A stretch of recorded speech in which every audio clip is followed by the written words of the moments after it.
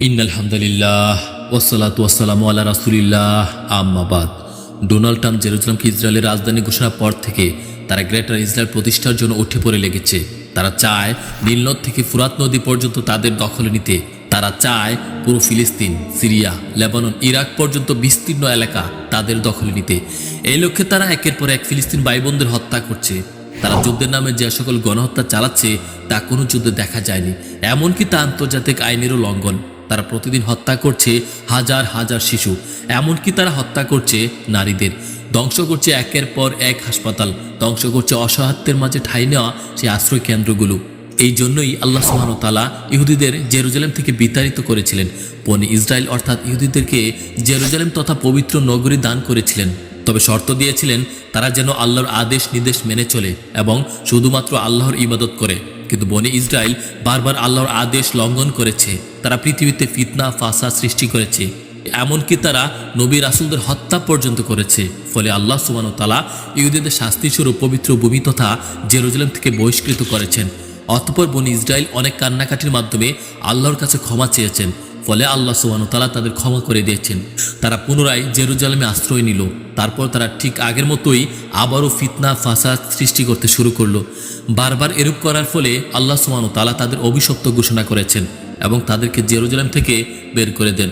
অতঃপর তিনি বলেন, ইহুদিরা আর পবিত্র ভূমিতে প্রত্যাবর্তন করতে পারবে না যতক্ষণ না পর্যন্ত ইয়াজুজ মাজুজকে বন্ধনমুক্ত করে দেওয়া হয় এবং ইয়াজুজ মাজুজ তাদেরকে শেষবারের মতো পবিত্র ভূমিতে পুনঃপ্রতিষ্ঠা করবে। অতঃপর তারা আবারও আল্লাহর আইনের বিরুদ্ধাচার করবে, পৃথিবীতে ফিতনা ফাসাদ সৃষ্টি করবে। বর্তমান সময়ে যে সকল অন্যায় অত্যাচার গণহত্যা চালাচ্ছে তার কথাই এখানে বলা হয়েছে। অতঃপর আল্লাহ সুবহানাহু ওয়া তাআলা ফলস্বরূপ তাদেরকে চিরতরে পবিত্র ভূমি থেকে বহিষ্কৃত করবেন এবং ইহুদিদের অস্তিত্ব বিলীন হয়ে যাবে। তা হবে ঈসা আলাইহিস সালাম আগমনের পর মুসলিম মুজাহিদ ভাইদের হাতে, যারা বের হয়ে আসবে খুরাসান অর্থাৎ বর্তমান আফগান থেকে। মূলত তাদেরকে ধ্বংস করার জন্যই আল্লাহ সুবহানাহু ওয়া তাআলা ইহুদিদের জেরুজালেমে একত্রিত করেছেন।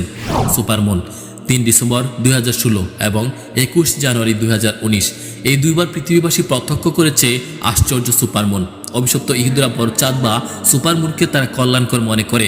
তারা মনে করে সুপারমুন হলো তাদের মাসিহ দাজ্জালের আগমনের বার্তা। তাছাড়া কিয়ামতের ছোট আলামতের মধ্যে একটি হচ্ছে চাঁদকে বড় দেখা। আগে যেখানে ঈদের চাঁদ খালি চোখে দেখাই যেত না, সেখানে আজ বড় চাঁদ দেখে লোকজনদের মধ্যে দ্বিধাদ্বন্দ্বে পড়তে হয়। রাসূল সাল্লাল্লাহু আলাইহি ওয়াসাল্লাম বলেন, কিয়ামতের নিকটবর্তী হওয়ার আলামত হচ্ছে চন্দ্র মোটা উদিত হবে। বলা হবে এটি দুদিনের চাঁদ।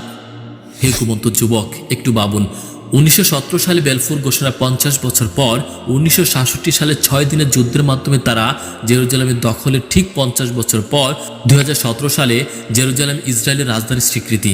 অবাক করা বিষয় হলো সুপারমুন ঘটনার সময় এই ঘটনাটি ঘটে। এটি ইলুমিনাতির মহাপরিকল্পনার একটি অংশ, যা লম্পট ট্রাম্পের মাধ্যমে বাস্তবায়িত হয়েছে। হে ঘুমন্ত যুবক, আজ সারা বিশ্বের ইহুদি, নাসারা এবং মুশরিকদের দল একজোট ইসলামের নাম চিরতরে মুছে দিতে। আজ উম্মার প্রথম কিবলায় মুসলিমদের প্রবেশ নিষেধ। অচিরে বাইতুল মাকদিস ধ্বংস করে সেখানে দাজ্জালের আসন টেম্পল মাউন্ট তৈরি করার প্রস্তুতি সম্পন্ন করে ফেলেছে। অনেক টিভি চ্যানেল সংবাদ প্রচার করছে তারা এখন পরিপূর্ণভাবে প্রস্তুতি নিয়ে ফেলেছে। আনা হয়েছে সেই উপেক্ষিত লাল বাছুর। আরব বিশ্ব আজ তাদের হাতের মুঠোই। এখনই সময় অচিরে আবির্ভূত হবে আমাদের সেই কাঙ্ক্ষিত নেতা খলিফা মাহদি। তাই আমাদের উচিত হিন্দি সিনেমা, গান, সিরিয়ালের মতো অশ্লীলতা ত্যাগ করা, এসবের পেছনে না থেকে মূল্যবান সময়টুকু কাজে লাগানো।